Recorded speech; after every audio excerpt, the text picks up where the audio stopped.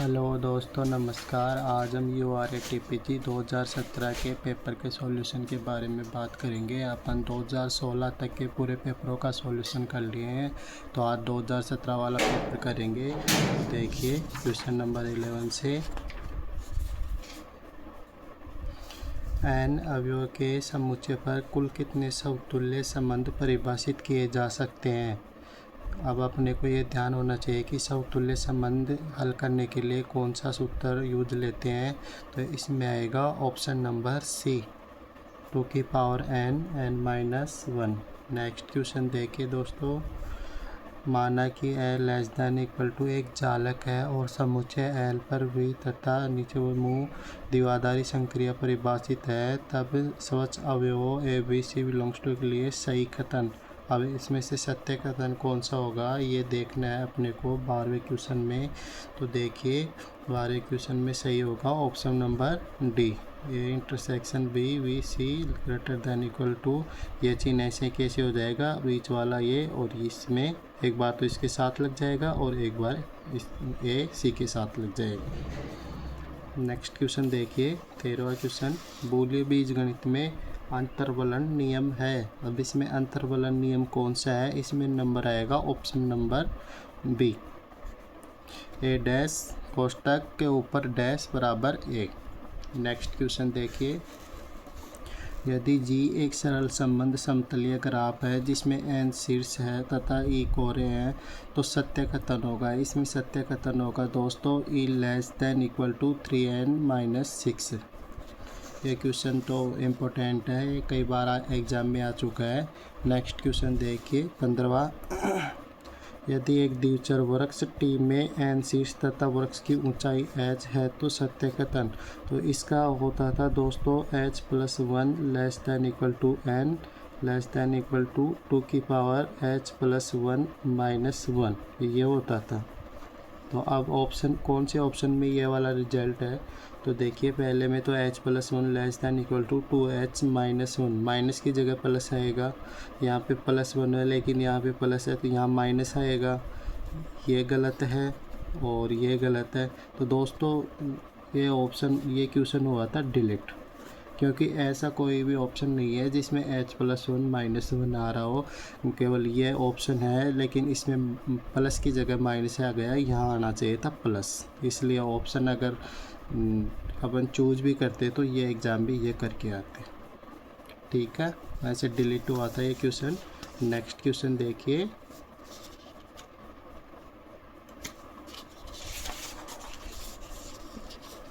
सोलहवां question. एक धनात्मक पदों की कोई श्रेणी समेसन UN अभिसारी होगी यदि, अब समेसन UN अभिसारी होता है कि P>1 हो, इसलिए तो अभिसारी होता है, और लेस देन के लिए अपसारी होता है। तो इसमें ग्रेटर देन किस में आ रहा है, ऑप्शन नंबर ए में। 17वां क्वेश्चन देखिए। अब ये हाइपरबोलिक्स है तो इसमें भी अभिसारी पूछ रहा है, तो इसमें ग्रेटर देन आएगा option number B. Next question. 1 + x की power m belongs to R की x की घातों में घात श्रेणी प्रसार का अभिसरण क्षेत्र होगा। तो 18वें क्वेश्चन में कौन से में घात श्रेणी का प्रसार होगा, इसमें ऑप्शन नंबर आएगा अपने पास डी। इसका आंसर आता है -1 x 1 ये आता। नेक्स्ट क्वेश्चन देखिए 19वां क्वेश्चन। यदि f(x,y) चारों है, ये चारों नहीं है, चारों x तथा y का n घातीय समघात फलन हो, तो x∂f/∂x + y∂f/∂x। ये आइलर सूत्र होता है कि x∂f/∂x + y∂f/∂y बराबर होता है nf। तो देखिए कौन से ऑप्शन में nf आ रहा है। nf फर्स्ट में 1f 2f 3f, कोई से में भी nf नहीं आ रहा है, तो इनमें से ऑप्शन नंबर डी आएगा कि इनमें से कोई नहीं। आंसर होगा इसका nf। नेक्स्ट क्वेश्चन देखिए। ध्रुवांतर रेखा पर लंब वक्रता जीवा की लंबाई। अब वक्रता जीवा की लंबाई का फॉर्मूला क्या होता है, यह अपने को ज्ञात होना चाहिए कि वक्रता जीवा की लंबाई का फॉर्मूला क्या होता है। तो 20वें क्वेश्चन में आएगा ऑप्शन नंबर ए, 12/r - p²। नेक्स्ट दोस्तों, अगर आपको इधर लाइनिंग हो रही है, इधर कोई क्वेश्चन अगर दिख नहीं रहा हो या कोई शब्द समझने में समस्या आ रही हो तो इधर इंग्लिश में इसका अर्थ है तो इंग्लिश में देख सकते हैं। वैसे तो मैं हर क्वेश्चन को पूरे को बोल कर सुना रहा हूँ, कोई शब्द आपको समझ में भी नहीं आ रहा हो तो मैं बोल रहा हूँ, आप समझने की कोशिश करो। वक्र alpha 1x plus beta 1y plus gamma 1, next है alpha 2x plus beta y plus gamma 2 plus gamma 3 बराबर 0 की अनंत स्पर्शियाँ। इसकी अनंत स्पर्शियाँ होगी ऑप्शन नंबर ए, 21वें में होगा option number A. Alpha 1x plus beta 1y plus gamma 1 बराबर 0, alpha 2x plus beta 2y plus gamma 2 बराबर 0। अब नेक्स्ट क्वेश्चन देखिए, नेक्स्ट क्वेश्चन है 22वां। अब ये क्वेश्चन है ना, ये बहुत इंपॉर्टेंट है, ये हर एग्ज़ाम में आ रहा है ये क्वेश्चन कि x-2 का होल स्क्वायर बराबर y-1 का होल स्क्वायर के लिए बिंदु 2 1 दे रखा है। एक उभयागर होगा कि एक नोड होगा कि एक वियुक्त बिंदु होगा, तो इसका आंसर होगा 22 का बी, ये एक नोड होगा क्योंकि अपने पास 3 मान होते हैं। आर के लिए तो होता है del 2u upon del x square, और टी के लिए होता है del T U upon del Y square, और एक होता है एस के लिए होता है del 2u upon del x del y. फिर अपने पास ये शर्त होगी मंजूर, S square minus R T greater than 0, ये आ जाएगा तो ये हो जाएगा नोड। यहाँ पे लेस देन आएगा तो होगा वियुक्त बिंदु, और बराबर 0 आएगा तो होगा उभयागर। नेक्स्ट क्वेश्चन देखिए, दिक् समाकलन करना है इसका 0 से 1 और 0 से 2 सीमा दे रखी है। x plus y d x d y का मान क्या होगा, तो इसका अपन समाकलन करेंगे 0 से 1 और 0 से 2।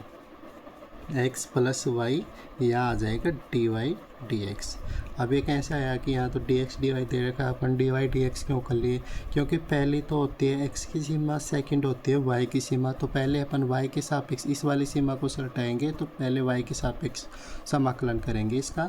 तो इसका इस प्रकार समाकलन करेंगे y के सापेक्ष, तो 0 से 1 x y plus y square upon 2, और यहाँ आ जाएगा 0 से 2 dx। अब इनको हल करेंगे, फिर हल करके जो मान आएगा उसका x के सापेक्ष करेंगे, फिर अपने पास आंसर आ जाएगा ऑप्शन नंबर डी, 23 का ऑप्शन नंबर डी आ जाएगा, 3 आंसर आएगा इसका। नेक्स्ट क्वेश्चन देखिए, उस द्विघाती शंकु का समीकरण जो तीनों निर्देशांकों से होकर गुजरता है होगा।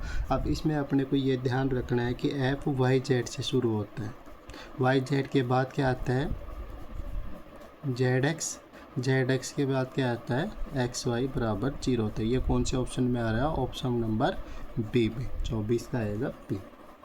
नेक्स्ट क्वेश्चन देखिए 25वां, वक्र y बराबर a log sec x upon a का नैज समीकरण ये पिछले 2013 या 14 वाले पेपर में आया था कि इस वाले का नैज समीकरण होगा। तो इसका नैज समीकरण होगा s बराबर log sec Sai plus tan Sai, option number D, 25 का आएगा ऑप्शन नंबर डी। 26 का देखिए, 0 0 minus A B C A minus B C व ए बी माइनस सी बिंदु से गुजरने वाले गोले का समीकरण होगा। तो गोले का समीकरण होगा x square plus y square plus z square upon a square plus b square plus c square minus x upon a minus y upon b minus z upon c बराबर 0। 26 का आएगा ऑप्शन नंबर ए। अगर मान लो यहाँ बराबर का चिन्ह आता तो ये प्लस में आ जाते कि x upon a plus y upon b plus z upon c. Next question देखिए 27वां।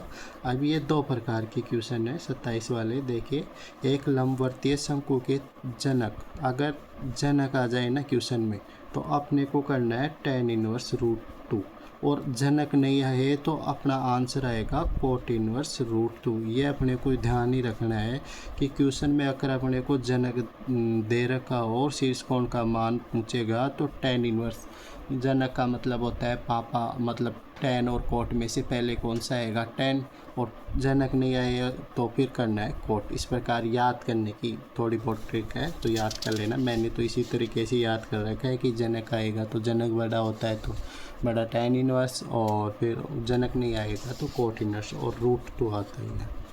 नेक्स्ट क्वेश्चन देखिए, यदि 3 संयुग्मी अतिव्यास किसी षटफलक की सहवासनिक हो रहे हो तो षटफलक का आयतन। अब इसमें आयतन होगा अपने पास option number D, a² b² c², मतलब ये वाले सेम आने चाहिए, a² b² c² की पावर 1/2। इनमें देखिए इसी ऑप्शन में आ रहा है, और में c आ रहा है, फिर y के चर आ गए, फिर a आ गए, फिर x के ये आ गए, तो इसमें ही आएंगे सी, ऑप्शन नंबर डी में 28 में। 29वां क्वेश्चन देखिए दोस्तों, दीर्घवृत्त x² + 2y² + 6z² बराबर 8 के वास्तविक केंद्रीय वृत्तीय परिच्छेद होंगे। तो 29 में अपने पास आंसर क्या आएगा, 29 में अपने पास आंसर आएगा x + 2z बराबर 0 और x - 2z बराबर 0। नेक्स्ट क्वेश्चन देखिए, LPP के क्वेश्चन आ गए। यदि सिंप्लेक्स कलन में कम से कम एक j के मान के लिए z1 - c1 < 0 प्राप्त होता है, तथा साथ ही j के मान के लिए yij < 0 वेरिफिकेशन i बराबर 1 2 टेस्ट m तक, तब उद्देश्य फलन का अधिकतम करना है, तो समस्या का हल होगा। अगर अपने पास यह शर्त दे रखी हो तो इसमें समस्या का हल होता है एक अपरिबद्ध हल, और ग्रेटर देन आता है तो समस्या का हल होता है एक इष्टतम हल।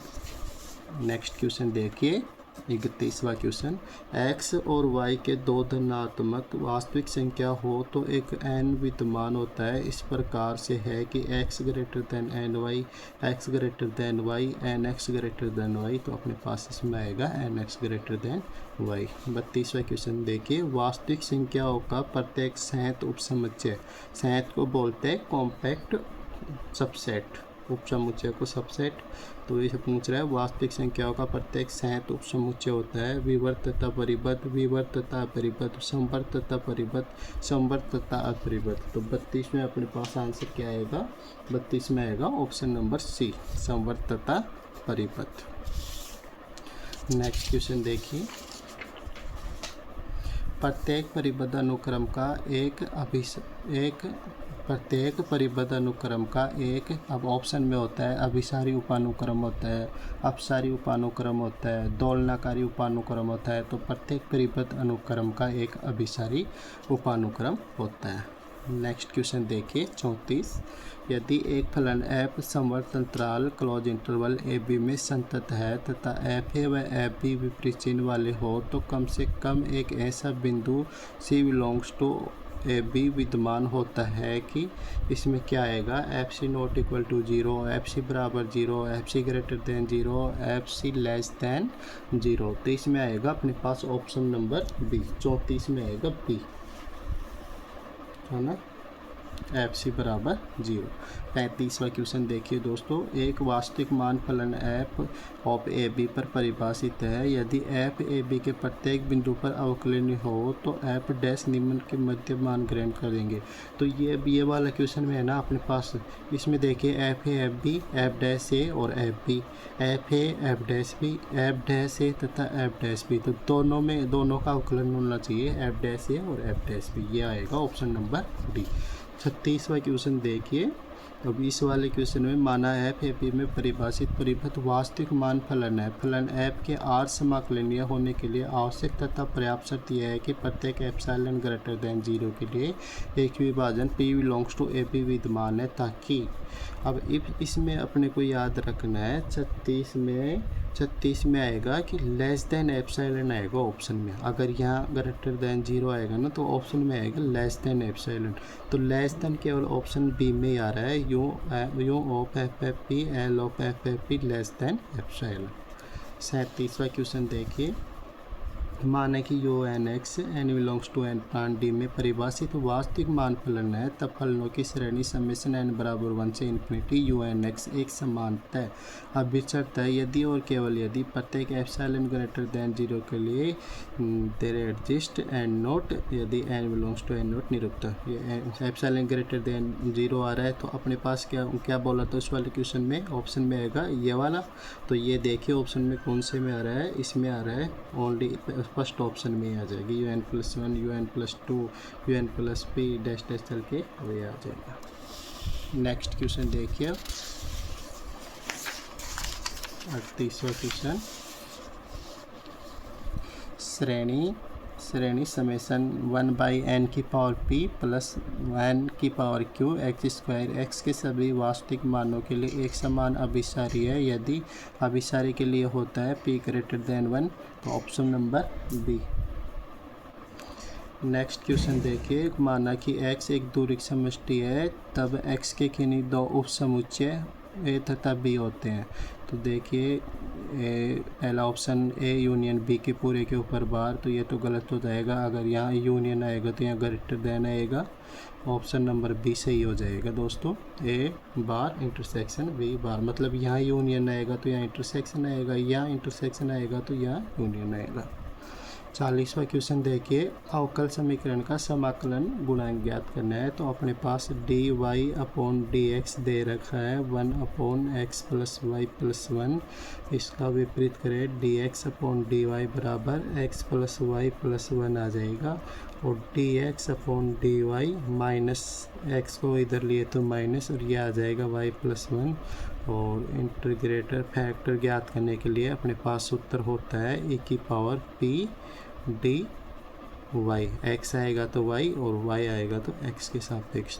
तो p का मान कितना आ रहा है, p का मान कितना है -1 डी वाई, तो यह आ गया e की पावर -y। e की पावर -y कौन से ऑप्शन में आ रहा है, ऑप्शन नंबर बी। 41वां क्वेश्चन देखिए दोस्तों, d4 प्लस लैम्बडा 4 बराबर y। अब इसका m4 प्लस लैम्बडा 4 बराबर 0 आ गया, इसका हल करेंगे तो 41वां अपने पास सॉल्यूशन आ जाएगा, ऑप्शन नंबर ए। e की पावर, ये देखिए इधर देखिए, e की power minus lambda x upon √2 कोष्टक चालू c n cos lambda x upon √2 plus C2 sine lambda x upon √2 plus e की पावर लैम्बडा एक्स अपॉन √2 कोष्टक चालू C3 cos lambda x upon √2 plus C4 sine lambda x upon √2, ये वाला आ जाएगा option number ए। अब next question देखिए, निम्नलिखित निम्न समीकरण y बराबर P x plus A P का व्यापक हल होगा। तो y बराबर P x plus A P का व्यापक समीकरण क्या होगा, ये ज्ञात करना है अपने को। तो ये है कलेरो समीकरण। कलेरो समीकरण में होता है कि p की जगह c लिख देते हैं। तो देखो y बराबर सी एक्स प्लस ए अपॉन सी, ये कौन से ऑप्शन में आ रहा है, ऑप्शन नंबर बी में। नेक्स्ट क्वेश्चन देखिए 43वां क्वेश्चन, युगपत अवकल समीकरण दे रखा है अपने को d-7 एक्स प्लस वाई बराबर 0 और d-5 वाई माइनस 2 एक्स बराबर 0। हल ज्ञात करेंगे इसको। तो इसको तो समीकरण 1 मान लेते हैं, इसको समीकरण 2 मान लेते हैं। तो समीकरण 1 बराबर हो जाएगा अपने पास, समीकरण 1 से देखें तो y बराबर हो जाएगा -d-7 एक्स। अब समीकरण 1 का मान समीकरण 2 में रखें तो d-5 और y की जगह रखेंगे तो d-7 x माइनस 2x बराबर 0। अब अगर इसको हल करेंगे ना तो अपने पास इसका मान आ जाएगा, ऑप्शन नंबर 43 का आ जाएगा डी।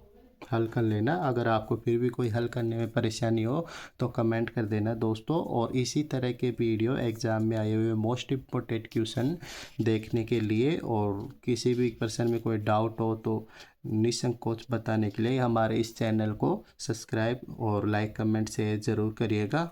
देखिए क्यों नेक्स्ट क्वेश्चन देखिए 44वां, d3 + 1 का पूरक फलन ज्ञात करना है अपने को, d3 + 1 का। तो इसका पूरक फलन ज्ञात करने के लिए देखिए d3 + 1 यहाँ कर देता हूँ, जगह कम है थोड़ी दोस्तों। m3 + 1 = 0, m बराबर -1 है ना। तो ये हो गएगा, एक मान तो आएगा e⁻−x। तो इसमें देखिए -x किस में आ रहा है, तो दो ही ऑप्शन में आ रहा है, तो ये ऑप्शन तो कट जाएंगे, ऐसे इसमें आ रहा है, एक इसमें आ रहा है, और एक मान आएगा अपने पास 44 में। 44 में अगर इसका PI निकालेंगे, विशिष्ट समाकलन निकालेंगे, तो एक आएगा e⁻x/2, और फिर ये तो आएगा, तो ये आ जाएगा अपने पास 44वां क्वेश्चन का ऑप्शन नंबर ए। अब आंशिक अवकल समीकरण q बराबर e⁻p/a का विशिष्ट समाकलन, q बराबर इसका विशिष्ट समाकलन ज्ञात करेंगे दोस्तों। तो विशिष्ट समाकलन ज्ञात करेंगे तो अपने पास आंसर आ जाएगा 45वां का बी। z बराबर ax + e⁻−a/a +.y + गामा। 46वां का आंशिक अवकल समीकरण ज्ञात करना है, p² + q² बराबर x + y का। तो इसका आएगा अपने पास आंसर 46 का आएगा ऑप्शन नंबर डी। z बराबर 2/3 x + a 3/2 की पावर +2/3 y - a की पावर 3/2 + d। 47वां देखिए, del cube x - 1 2x - 1 3x - 1। अब इसको हल करने के लिए पहले इस और इस संख्या को गुणा करेंगे, तो 2x को x से गुणा करें तो होगा 2x², 2x को -1 से करें -2x, -1 को x से करें -x, -1 को -1 से करें तो प्लस। अब एक संख्या बच गई 3x - 1, ये वाली तो हो गई 2x² - 3x + 1। अब इस वाली संख्या को इससे गुणा करेंगे, 3x को 2x से करें 6x3, 3x को -3x से करें -9x², 3x को +1 से करें 3x। अब -1 को 2x² से करें -2x², -1 को -3x से करें +3x, -1 को +1 से करें -1। ये क्या आ गई 6x³ -9x² -2x² कितना हो गया -11x², 3x और 3x + 6x - 1 ये आ गई। अब इसका अपने को डेल क्यूब करना है इस वाली संख्या का, तो डेल स्क्वायर करेंगे तो आ जाएगा, अवकलन करना है मतलब 18x² -22x + 6। डेल किया तो होगा 36x - 22, और फिर डेल भी हटाएंगे तो आ जाएगा 36 को, मतलब अचर कांस्टेंट होता है वो कट जाता है। तो 36 कौन से ऑप्शन में आ रहा है, ऑप्शन नंबर डी में। नेक्स्ट क्वेश्चन देखिए, यदि e⁻0 बराबर 1, e1 की पावर 2.72 और e2 की पावर 7.39, e3 की पावर 20.09, e4 बराबर 54.60, तो 0 से 4e⁻x dx का संख्यात्मक समाकलन द्वारा मान ये ट्रेपेजॉइड सूत्र से ज्ञात करेंगे, तो इसका मान अपने पास हो जाएगा 53.871, ऑप्शन नंबर ए। ट्रेपेजॉइड सूत्र से ज्ञात करना, और करल आर सदिश होगा XI YJ और ZK का करल आर सदिश ज्ञात करेंगे, तो इसका होगा ऑप्शन, क्योंकि करल ज्ञात करने के लिए अपने पास होता है ऐसे, और ये ज्ञात करेंगे तो IJK और R का मान कितना है x y, पहले del x upon del I, del upon del y, del upon del z, और फिर R का मान है x y z। अब इसका सारणी ज्ञात करेंगे तो अपने पास आ जाएगा 0।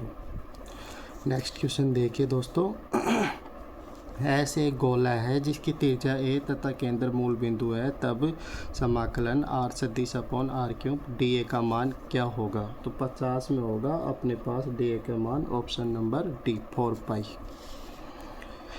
51वां देखिए, इसमें जनक कौन से होंगे, 0 1 2 3 4 5 प्लस मॉडुलो 6 के जनक कौन से होंगे, इसके जनक होंगे 1 और 5, क्योंकि जैसे कितना है 6, तो 0 और 6 का GCD कितना होगा 6, और 1 और 6 का GCD कितना होगा 1, जिसका मान 1 आएगा वो होगा जनक।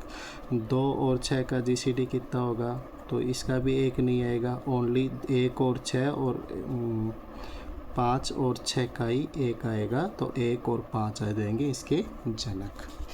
नेक्स्ट क्वेश्चन देखिए, प्रत्येक चक्रीय ग्रुप का समाकारी प्रतिबिंब होता है। आबेली ग्रुप, सममित ग्रुप, चक्रीय ग्रुप, इनमें से कोई नहीं। तो 52 का अपने पास आएगा ऑप्शन नंबर सी। प्रत्येक चक्रीय ग्रुप का समाकारी प्रतिबिंब होता है चक्रीय ग्रुप। 53वां क्वेश्चन देखिए, जी बराबर 1 माइनस 1 आइटा माइनस आइटा और एन बराबर 1 माइनस 1 तब विभाग समूह। तो इसका विभाग समूह होएगा अपने पास ऑप्शन नंबर बी, एन और एन आई। 54वां क्वेश्चन देखिए, विभाग वाले आर के गुणजावली आई के सापेक्ष जहाँ आर बराबर जेड, आई बराबर 3 जेड है, तो इसमें आएगा अपने पास option number A, i plus 0, i plus 1, i plus 2। 54 में ऑप्शन नंबर ए आएगा। और नेक्स्ट क्वेश्चन देखिए, आर सीक्वेंस 0 1 प्लस 2x2 एक वलय है तो आर का अभिलक्षण है। इसमें आर का अभिलक्षण होएगा ऑप्शन नंबर सी 2, 55 में। नेक्स्ट क्वेश्चन देखिए, 56, आवश्यक एवं पर्याप्त प्रतिबंध है कि वी के का एक अरिक्त उपसमुच्चय डब्ल्यू वी की के पर उपसमष्टि हो तो x belongs to W, y belongs to W, alpha belongs to K belongs to K. तो इसका आएगा option number A, alpha x plus beta y belongs to W. ध्यान रखना है ऐसे क्वेश्चनों का। यदि v एक परिमित विमा सदिश समष्टि है तथा v से समूह में असमाकारिता है जो कि अच्छा तक नहीं है, तब कोई v will not equal to 0, v belongs to v इस प्रकार है। इसमें क्या आएगा 57 में आएगा ऑप्शन नंबर ए, एफ ई बराबर 0। अब 58वां क्वेश्चन है, प्रांत में एफ जेड बराबर जेड स्क्वायर एक समान संतत है जबकि एफ जेड बराबर 1 जेड 1 बाई जेड एक समान संतत नहीं है, तो प्रांत होगा इसमें option number mod Z equal to 1 आएगा। जेड स्क्वायर का अगर अपन वो करेंगे एल एच एस और आर एच एस ये संतत होगा, और 1 बाई जेड का करेंगे तो ये इन्फिनिटी की तरफ बढ़ रहा है, तो इसका नहीं होगा, इसलिए आएगा Z mode Z less than 1। अब देखिए, द्विरेखिक रूपांतरण W बराबर 3z minus 4 upon Z minus 1 के स्तर बिंदु है। तो इसके स्तर बिंदु होंगे, W को z मान लेना, z बराबर 3z minus 4 upon Z minus 1, इस वाली संख्या को गुणा करना, जेड स्क्वायर माइनस जेड बराबर 3z माइनस 4, इसको इधर लिए जेड स्क्वायर माइनस जेड और माइनस 3z माइनस 4z और प्लस 4 बराबर 0। इसका द्विघात समीकरण हल करेंगे तो अपने पास 59 का आंसर आ जाएगा दोस्तों ऑप्शन नंबर सी 2। 60वां क्वेश्चन देखिए, सी समीकरण मोड जेड माइनस ए बराबर आर तब D Z upon Z minus 1 का मान होगा ऑप्शन नंबर सी 2 पाई आइटा। ये रिजल्ट है, इसको ध्यान रखना 60 का। 61वां क्वेश्चन देखिए, यदि F of Z Z square Z minus A Z minus B Z minus C हो तो एफ जेड का जेड इन्फिनिटी पर अवशेष होगा, तो 61 का होगा अवशेष -1। नेक्स्ट क्वेश्चन देखिए 62, यदि F Z Z minus sine Z upon Z cube तो एफ जेड का जेड बराबर 0 पर विचित्रता होगी। अब 62 में इसकी विचित्रता होती है ऑप्शन नंबर ए, क्योंकि इसका हल करेंगे, पहले साइन जेड का प्रसार करेंगे, फिर इसको जेड से घटाएंगे, फिर जेड क्यूब का भाग देंगे, तो लास्ट में अपने पास आ जाएगा 1/6, जो कि एक कांस्टेंट मान है, तो ये हो जाता है अपने विचित्रता। नेक्स्ट क्वेश्चन देखिए, मोड जेड 1 से 2 में वैध का लोरा प्रसार। अब इसका लोरा प्रसार कितना होता है ये ध्यान रखना है अपने को, तो इसका आएगा ऑप्शन नंबर डी। यहाँ देखें, यहाँ कम दिख रहा है, तो समेशन एन बराबर 1 से इन्फिनिटी जेड की power -n plus summation N की पावर 0 से इन्फिनिटी जेड की पावर n अपॉन 2 की power n plus 1। Next question देखिए, जेड समतल में बिंदु जेड बराबर दे रखा है इन्फिनिटी आइटा 0 और डब्ल्यू समतल में बिंदु डब्ल्यू दे रखा है 0 आइटा इन्फिनिटी पर प्रतिचित करने वाले द्विरेखिक रूपांतरण। अब इस प्रकार के क्वेश्चन को अपन ऑप्शन से करते हैं कि ऐसा कौन सा ऑप्शन है जिसमें जेड का मान इन्फिनिटी रखेंगे तो डब्ल्यू का मान 0 आएगा, जेड का मान आइटा रखेंगे तो डब्ल्यू का मान आइटा आएगा, जेड का मान 0 रखेंगे तो डब्ल्यू का मान इन्फिनिटी आएगा। 64वां का तो 62 का होगा दोस्तों ऑप्शन नंबर बी। अब इसको देखिए, चेक करके बता देता हूँ। जैसे ये -1 बाई जेड है तो इसकी जगह अपन इन्फिनिटी रखें, तो -1 अपॉन इन्फिनिटी, 1 अपॉन इन्फिनिटी कितना होता है 0, तो 0 आ रहा है, सही है। अब अपन जेड की जगह 1 अपॉन जेड की जगह रखें आइटा। आइटा को सोल्व करने के लिए ऊपर नीचे आइटा से गुणा कर दिए, तो यहाँ तो आ गया ऊपर तो आ गया माइनस आइटा और नीचे आ गया आइटा स्क्वायर। तो minus iota upon iota square कितना होता है, -1, माइनस माइनस से कट जाएगा और आइटा आएगा। तो देखिए आइटा आ रहा है, तो इसी तरह जीरो रखेंगे तो इन्फिनिटी आएगा। तो ऑप्शन नंबर बी करेक्ट होगा। नेक्स्ट क्वेश्चन देखिए, सारणी एफ ऑफ 4 8 में अवयव की संख्या 32 होगी, 8 चौक 32। यदि एक कण ए त्रिज्या के वृत्त की परिधि पर गमन करता है तो वृत्त के केंद्र को ध्रुव मानते हुए कण का आर्य वेग होगा। इसमें कण का आर्य वेग होगा दोस्तों 66 में 0, है ना। नेक्स्ट क्वेश्चन देखिए 67 का। जब कण सरल आवर्त गति से एक सरल रेखा में गतिमान है, जब कण की केंद्र से दूरी x1 तथा x2 है तथा इसका वेग क्रमशः v1 तथा v2 है, तो आवर्तकाल, इसमें आवर्तकाल शुरू होता है 2π से और फिर x1 का स्क्वायर माइनस x2 का स्क्वायर और v2 का स्क्वायर माइनस v1 का स्क्वायर, यह आएगा। तो यह आएगा ऑप्शन नंबर बी में। नेक्स्ट क्वेश्चन देखिए, यदि एक कण को निम्न बिंदु ए से वृत्त के अंततल में एक ऐसे वेग में प्रक्षेपित किया जाए कि वह ठीक वृत्त के सर्वोच्च बिंदु बी तक पहुँचे, तो निम्नतम बिंदु पर दबाव होगा। अब इस क्वेश्चन में होगा दोस्तों, एक मिनट रुकिए, इस क्वेश्चन में होगा, कौन सा क्वेश्चन है, क्वेश्चन नंबर 68 में होगा दोस्तों 6 mg, इसमें होगा 6 mg। 69वां क्वेश्चन देखिए, यदि किसी पतली छड़ का घनत्व उसके एक सिरे से दूरी के समानुपात हो तो इस सिरे में पारित छड़ के लंब किसी अक्ष के परितः जड़त्व आघूर्ण होगा 2ma²। और लास्ट क्वेश्चन देखिए दोस्तों, द्रव्यमान m तथा त्रिज्या a वाले अर्धवर्तीय वृत्त का उसके सीमक व्यास के समांतर स्पर्श रेखा के परितः जड़त्व आघूर्ण होगा। इसमें होगा ऑप्शन नंबर ए m² कोष्टक चालू 5/4 - 8/3π। इसी तो दोस्तों 2017 वाला अपना पेपर कंप्लीट हो चुका है। तो अब अपन नेक्स्ट क्लास में करेंगे 2018 वाला पेपर। तो अगर आपको क्लास पसंद आए और इसी तरह के वीडियो देखने के लिए हमारा चैनल आपके लिए बहुत लाभदायक होने वाला है। आगे जाकर अपन कंपटीशन के पेपर भी सॉल्व करवाएंगे, जैसे साधारण ब्याज वगैरह ये आते हैं ना, औसत अनुपात, प्रतिशत, आयतन, वेतन, सब कुछ भी आता है। वो पूरे वीडियो आपको बिल्कुल फ्री कॉस्ट में अपलोड कराए जाएंगे। तो दोस्तों हमारे चैनल को सब्सक्राइब कर लेना और लाइक, कमेंट और शेयर ज़रूर करना। धन्यवाद।